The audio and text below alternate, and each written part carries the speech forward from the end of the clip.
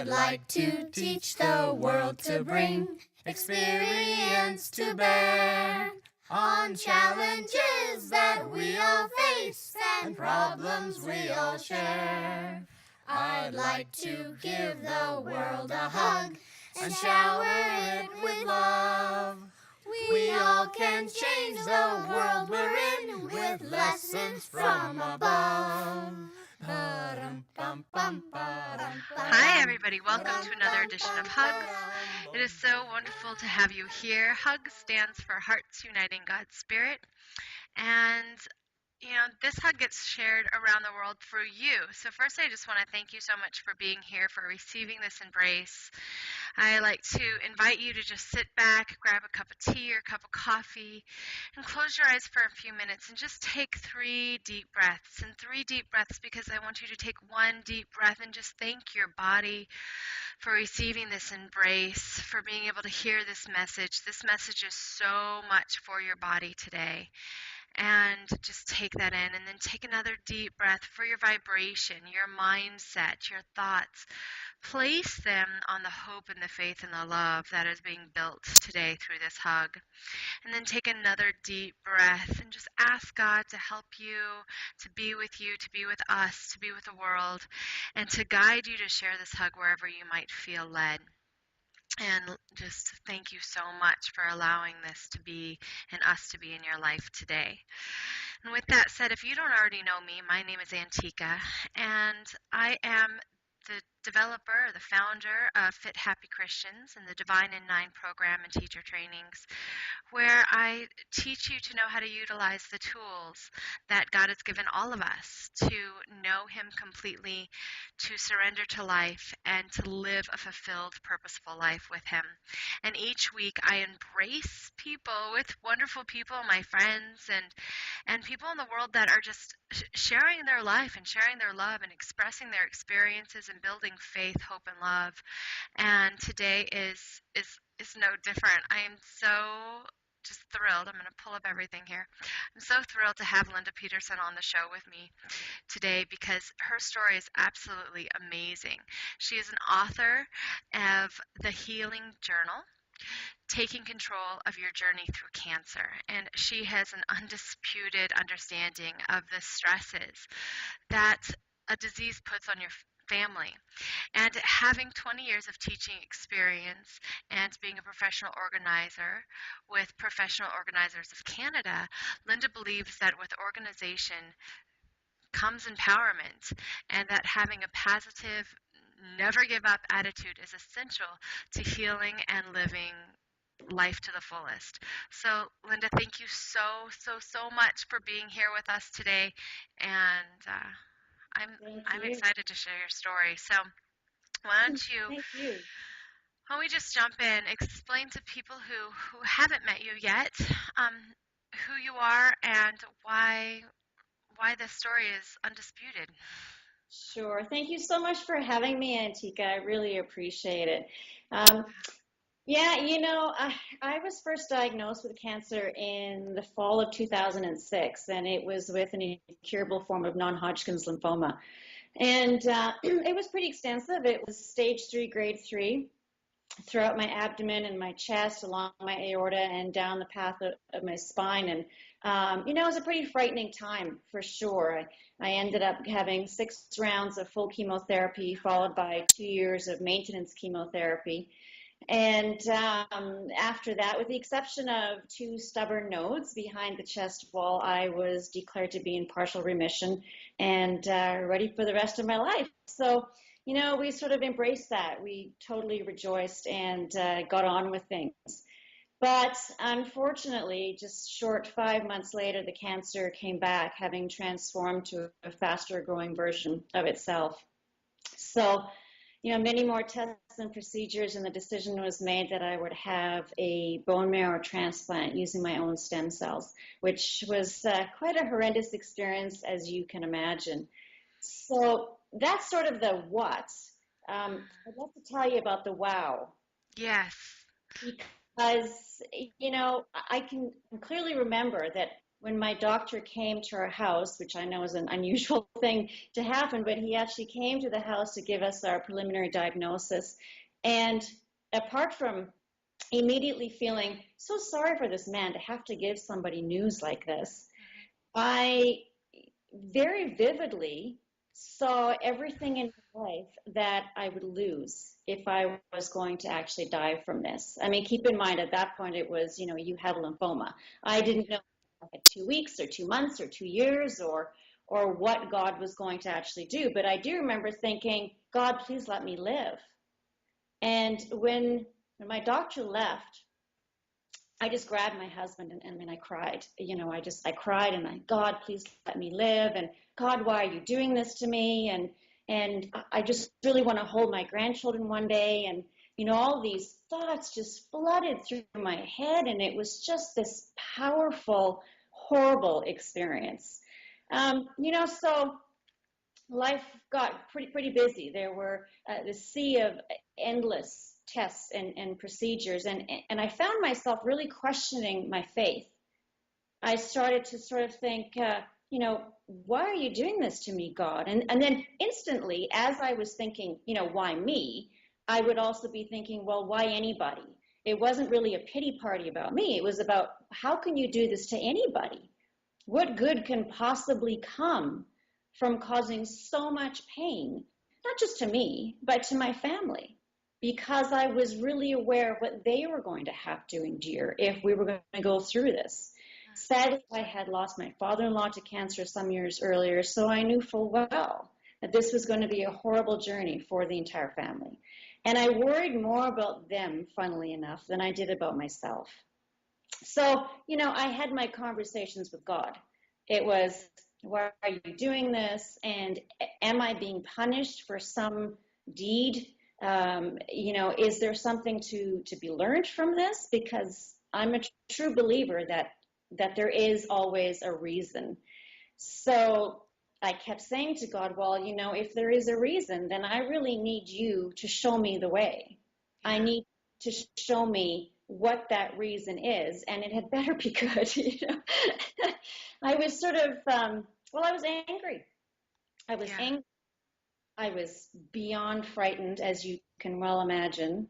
I had intense feelings of shame because of what I was going to be doing to my family.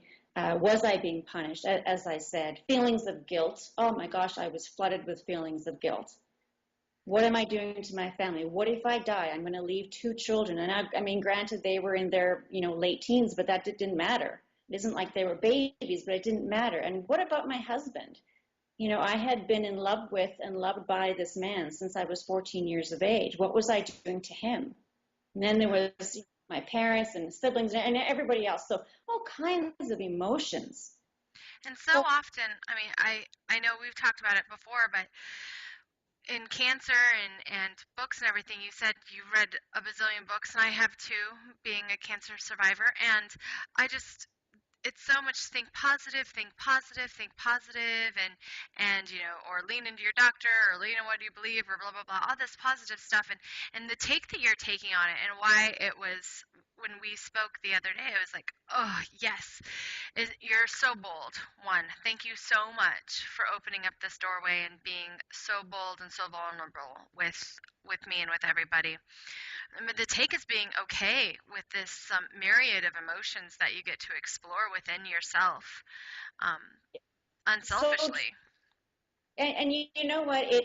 For me, as you said, I read a lot of books, and they were wonderful books written by survivors who had also these amazing stories. But I kept reading them and thinking, gosh, am I missing something? Is it not okay for me to feel the way I'm feeling? Because they were all very clearly written from the point of acceptance already. And I didn't get there right away. I put on a brave front for the family because I've always been sort of the strong one. And so I told my children that it is what it is, and we will deal with it, and we will get through it, and all these sorts of things. But inside, I was a total train wreck. Yeah. Absolute total train wreck. And so I didn't accept it. But what I did was I opened it up to God. and I said, you need to lead the way. You need to show me why. You need to know that I'm not going to go quickly. I'm not going to go easily. I decided that I had two choices, Antika, that I could put my head in the sand and feel sorry for myself and wait to die, in which case I would have, I'm quite sure, very, very quickly. Or I could hold my head high, summon that courage, have faith, and just, fight like heck. Give it everything I've got. And that's what I did. And then I told God that I'm not ready to go, that I intend to fight you. I don't know why you're doing this, but I intend to fight you all the way. And I'm going to show you that I'm not ready to go.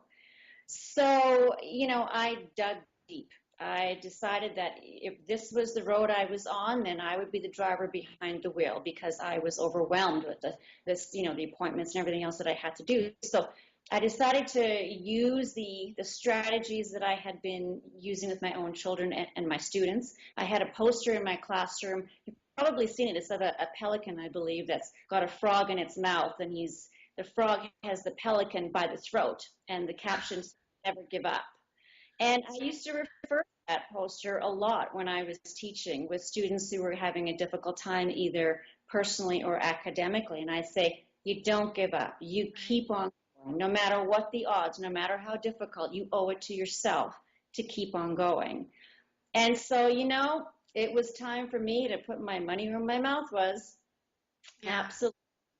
So I decided that, okay, that was the other side of it, was should the worst happen and I don't make it through, what kind of legacy am I leaving for my own children?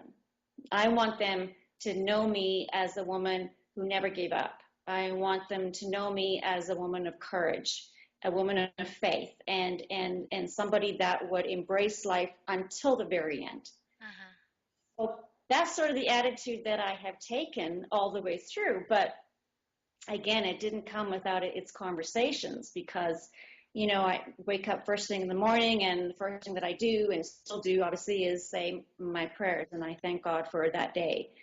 And I ask him to give me, the courage and the strength that I need to get through whatever's going on that particular day. But while I was being treated, we added some words to that, because I said, you do realize that, I want to have a 50th wedding anniversary. I loved that. Yeah. When you said that, I was like, oh, it's chills down my spine. Yes. What a goal.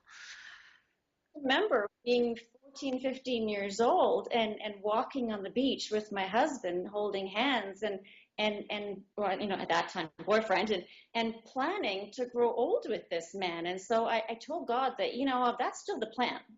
And think what you might, but I don't accept a different plan. Yeah. So there was that, and I talked about that I still had so much to give, that I wanted to be here for my children. I wanted to see them mature into young adults and embrace their careers and their lives, and that I do believe that everything happens for a reason. So again, I kept saying, show me the way, show me whatever it is. So I started carrying around my, binder and notepad and all these sorts of things to help me to take control, being the organizer and everything else. And the funny thing happened, because I started to feel empowered. I started to feel that, wow, I can handle this. And I was starting to embrace my new normal. And another thing happened, and that was that I found myself and my husband quite often counseling other people that were in the waiting rooms. And, it dawned on me, God, is this what you want me to do? Is this the reason? Is it that because of my experience in teaching and in organizing and everything else, that you're showing me the way, that I am having this because I can help so many other people? Yeah. I kind of kept that in the back of my mind. And when there were bad days, and there were many bad days, days when, there were so many popping, exploding pains in my body, and my heart was racing so fast, I was afraid to fall asleep at night. And I would just say to God, I'm not ready. So don't take me tonight. Please don't take me tonight. And every day it was this ongoing thing. I would make myself do visualizations 2-3 times a day. I visualized the cancer leaving my body, but those visualizations always started and ended with the visualization of myself walking down the beach with Jesus, and it gave me strength, and it brought me peace. Yeah. It keeps coming to mind, so I'm going to say it. And this is just, how things work with these hugs. But God keeps putting on my heart, like, know that the world gives you these challenges. And, like, we are in body to accept and experience these challenges, and we're all faced with different ones. I think everybody has these challenges in some fashion or another, to different extremes. But God isn't the one that's punishing or giving us that. Like Job, God is the one that is standing there going, the world is punishing you, or the evil one, whatever. The lower faculties down here are seemingly punishing you, and I am here holding your hand, walking down that beach. And he would never, a good God, which I believe in only one good, amazing God, a good God, a loving God, would never like beat his children, you know. But in the lessons of us browbeating ourselves, I can't say that, he nurtures us to grow and take responsibility for ourselves. And so you were taking responsibility by writing your story. You're taking responsibility by doing your visualizations. You're taking responsibility for, I'm sure eating correctly and changing a whole bunch of stuff in your life. And then he was saying, now use all of this organization and gifts that I've bestowed in you in order for you to do this, to go out and write this book. So with that in mind, like what I think the next question is I know that you started to write the book early on and then it stopped. So will you tell us a little bit about how the book actually the journal became what it is today? I mean, this amazing book helping cancer victims, or if you want to call them victims, but cancer survivors, people walking through it now. Well, what happened was that, as I started to feel better about my own journey and started to help more and more people, I started to get the idea for writing a book to help others, because I found myself saying the same things over and over and over again. And I thought, well, if it's down, I was helping people by saying, well, you know what, you just keep track of all these details and all these things that are flooding your mind. If you just write them down, then you can refer to them and you'll feel better, you'll feel empowered. And so I thought, okay, well, maybe I should do that. And then I thought, oh, I can't write a book. I'm going through cancer. I'm doing this, and I'm too busy healing, and all these other negative millions of reasons why I shouldn't write this book. And but I kept dreaming about it. I would wake up and I would say, gosh, I dreamt about this book again. Or I'd be just sitting watching television and get this visual in my mind of a book. I couldn't quite picture it, but it was a book and it was there. And so I remember one morning just waking up and I turned to my husband and I said, I think I have to do this. I think I just have to write this book. I think that's what I'm being told. I think that's what God wants me to do. So I did. I started writing the book. I did the first draft, and then unfortunately, came the second round of cancer, and so everything sort of stopped. And afterwards, I left it alone after the transplant. I was far too weak to do anything with it, and left it alone for quite some time. And then it was nagging at me. It wouldn't leave me alone. It was sort of like, God tapping me on the shoulder, saying, "Hello, unfinished business." Yeah, he's good at that. So I said, okay, I just have to do it. So I finished the book, and what I've done is created a tool for other cancer patients and their caregivers. And it's really my way of holding their hands through it and saying, come, we can do this together. You can do this. And this is how you can do it. And there are so many different things. I mean, not only is my own story in there, and it's in there in its raw form, because I want people to know that it's okay to feel everything you're feeling. It's perfectly natural and normal, and to show them that you can go from that to a place of peace in your heart, to a place of acceptance. And that journey is really chronicled in the book. And then there's a section for a journal for patients to reflect as they move through their own journey, because writing is very cathartic. It was hard for me to write the book because it meant reliving it, but it was a very good thing to do as well, because I felt much better about it after the fact. And then sections for, medical history, because you're asked those questions about a million times, as you'll know, having been through it. Section for appointments and contacts, and a treatment journal to record side effects and when and where and all these sorts of things, all with large blocks of space. The idea being that people can keep track of all of those details that have suddenly become important in their lives, and then free their minds to concentrate on healing. It reminds me of, like, I'm just thinking, and all of a sudden I'm seeing like these baby books, Yeah. like plan your wedding, plan your pregnancy, walking through these journals that we use to organize, a healing process. I've never even thought about that. Like, you're brilliant. Hopefully you know that already, but absolutely brilliant. It's not just a journal. It's actually a dialogue and a recording, and it's something you can take, so you don't have to remember everything. Your family doesn't have to know everything. It's right there in one place, as well as the inspiration and everything. Let's see. Will you tell us just a couple of, like, your top tips in the book, like things that somebody today is listening, which I'm sure they are, and they either know somebody that has cancer or has it themselves. 3 things that they can do now. Number 1, obviously, get the book. Definitely.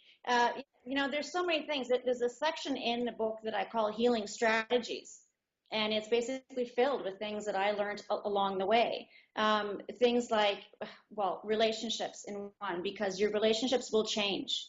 And for people to realize that, and not to be offended when, a very close friend suddenly stops calling because they don't know how to handle it. So I talk about the different relationships and how they are going to be different.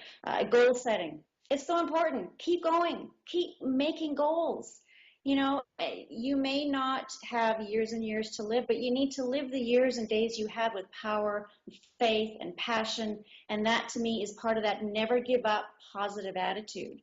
So I talk about those things in there. I talk about whether to see a counselor, and those are personal choices. I talk about support groups and diet and exercise and all of these sorts of things that are going to help you to move forward. You need to stay living.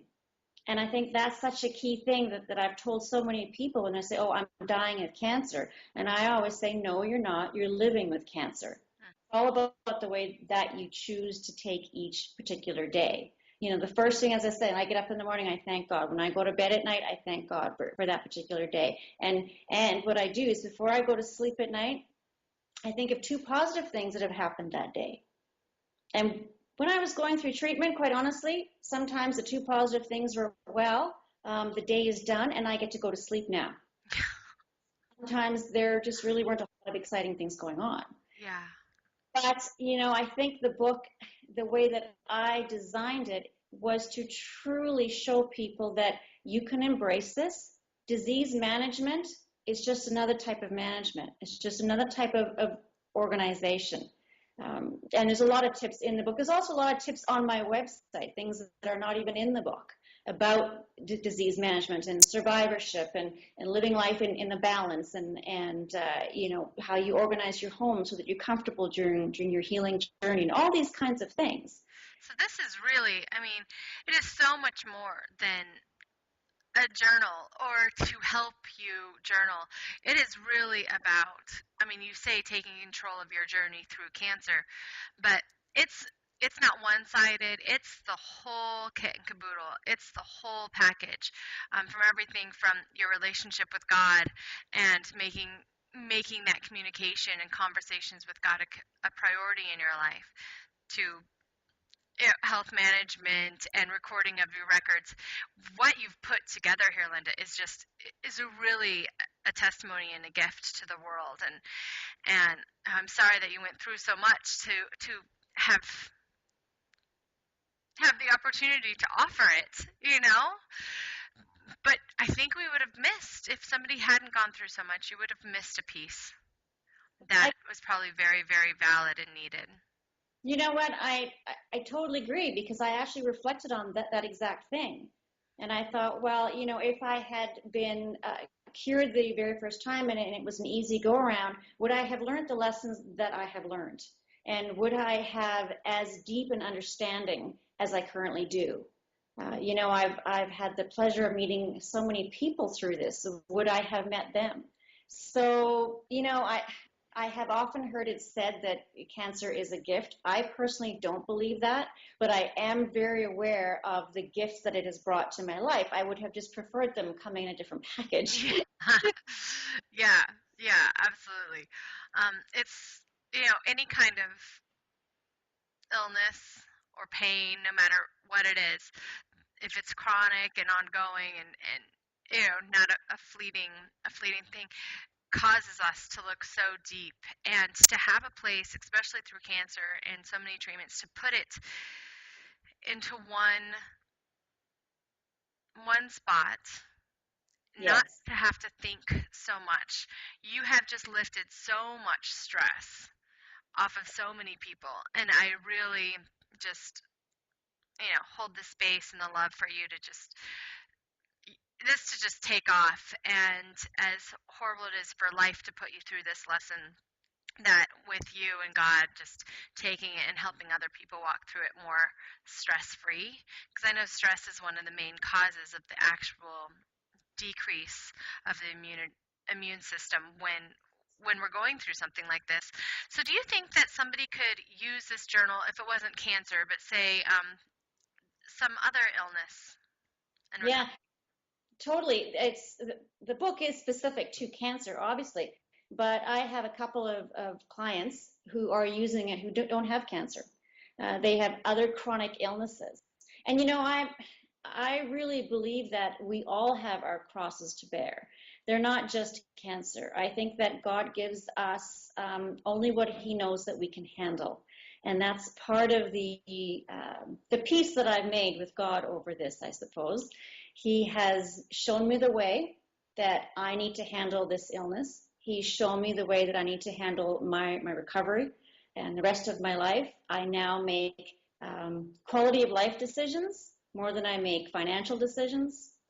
There's a whole pile of things that he's taught me what to do, stress management being one of them. In fact, I talk about that in the book, about how stress was a huge factor in my own illness, and I can put the word to it. Stress caused a lot of my illness, and the way that I handled my life, putting myself last. And I talk about that in the book, about the balanced life concept and how you have to put yourself first, because time you spend looking after yourself is the best gift that you give yourself and your loved ones, because it's an investment in time and again, quality of life. And because of those lessons and things that are in the book, and because of my story, there are so many people who email me and thank me for writing it and say, well, I'm using it to keep track of this disease, or I'm using it to keep track of that disease. So Yeah. so it's absolutely applicable to a lot of different ailments. Yeah, that's absolutely what I was feeling. So, how do we get the book, please? And how do we get in touch with you? And you said your clients, so now you're working with people to walk them through this journey. Am I understanding that?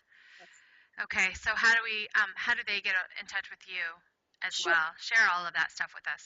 The best way to get hold of me and to learn more about me and learn more about the book and the different disease management techniques that I support and believe in and practice, to go to my website, which is www.thehealingjournal.ca. And there's a lot of information on there, including how to order the book, which is available from the website and also from Amazon.com. And my email as well is there, which is info@thehealingjournal.ca, and I would be happy to talk to anybody. So by all Excellent. means, So www.thehealingjournal.ca, and that all of that information is right beside us here within this hug. So if you're seeing this on YouTube, jump on over to fithappychristians.com and click on hugs, and all of her links will be right there, and it should be also on this page too. Usually I post them there. And Linda, you're just I was already floored and so touched and so moved by everything that you went through and how raw and amazing you are. And seeing the wholeness of your book now, as you explain it here in more detail, just really blows me away. And I want to thank you so much for being willing and to be this vessel of good coming out of, bad. Well, thank you so much. I really appreciate, any exposure I can get is really important because I'm donating 50% of the proceeds to agencies involved in cancer research and patient care. So, for me, it's the book is the way for me to help those today and to help those tomorrow who have to go through this. So, Antigua, thank you so much. You are so welcome. So here's the book. So here is the book. It is 6x9, spiral bound, making it easy for people to flip through different sections. There's a photo pocket in the front to keep a photo of a loved one in there. Also a file pocket in the back. People can stick in their prescriptions and all kinds of things. Beautiful tab dividers, making it easy to flip between sections, etc., etc. I wanted to be compact, user-friendly for everybody. Nice. Excellent. You are so welcome. And there you go, her giving heart as well. So jump on over to thehealingjournal.ca because she's in Canada. And everybody, thank you so much for receiving this hug and for listening and being a hug supporter and for sharing this hug on your social media pages and around the world. That's how we get around the world. And I feel so fortunate to be this link in this vessel for you. And I, as always, have a free gift for you at fithappychristians.com, the Embrace You course, which is there and just waiting for you to join the community and learn more about how your body is a temple and how your mind is an amazing tool, and both can be used to just help you learn exactly how to have these conversations with God, and I believe avoid some of the illnesses and struggles that Linda and I understand. So God bless you and have a beautiful week, and until next week, hug. Go hug a neighbor. Yay.